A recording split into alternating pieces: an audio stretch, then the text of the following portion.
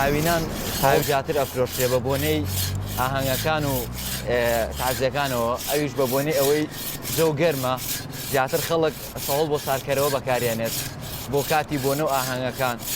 ئێمەش بەیانیان لە سەعات چواری بەیانەوەین بەرەو ئێرە هەتاوەکو دەمە ئێوارە چونکە زیاتر شتەکە ڕۆتینە پێویستی خەڵکە بەم بە بۆنەی ئەم گەرمایەوە خەڵک زۆربەی کات ئەم فۆڵە بەکارێنێت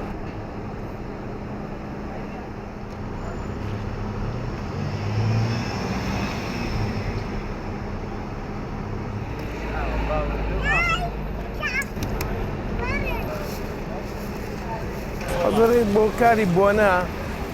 مەسەکە بە شەکرەخوانەوەیەکی بە ئیشێکی خێریە بێ هەزار پەرداغ ئاو ساردەکە بەش ناکە ئاوی سەلاجە و بەڕات بەش ناکە ناچاریە سەوەڵە بە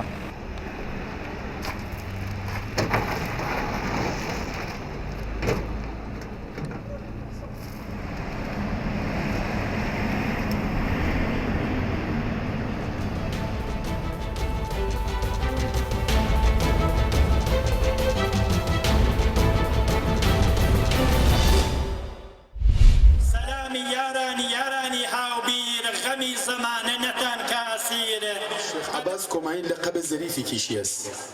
شاید هیچ کام لە عارفگە لە کورد ئەم لە قەبیانە نییە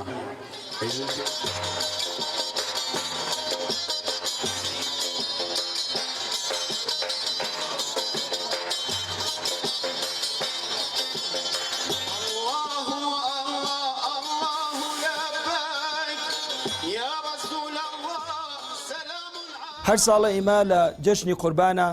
لە ئاوایی کۆماینە لە نزیکی مەزاری حەزرەتی شێخ عەباسی کورد کۆماینەوە لە مەرقەدی متەهەریە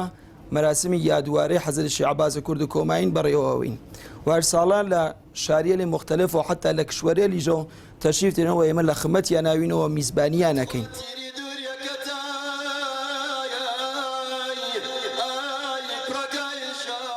امیدوارم که همیشه ئەم یادوارە بۆمان بەرقەرار بێتەوە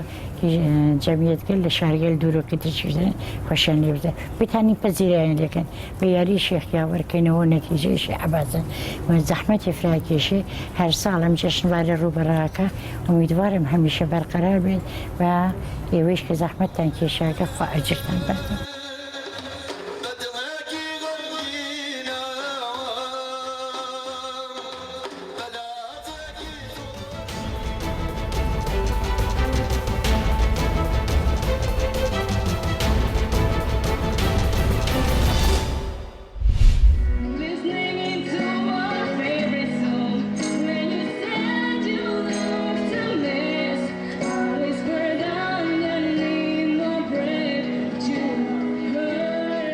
Músico, cantautor,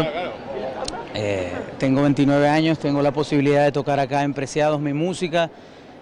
música de varios cantantes y cantautores latinoamericanos como Andrés Cepeda, Franco De Vita, Ilan Chester y mucha trova cubana, me gusta mucho la trova. Y nada, es un placer para mí cantarle a más de 10.000 personas por hora que pasan por acá en Preciados. Amor mío, lo nuestro es como es toda una aventura, no le hace falta nada. La Raga, soy venezolana y bueno, me paré aquí a escuchar la música del cantante venezolano, un talento. No responda callada, mucho menos ahora, no me digas mañana. Es que vi que pasabas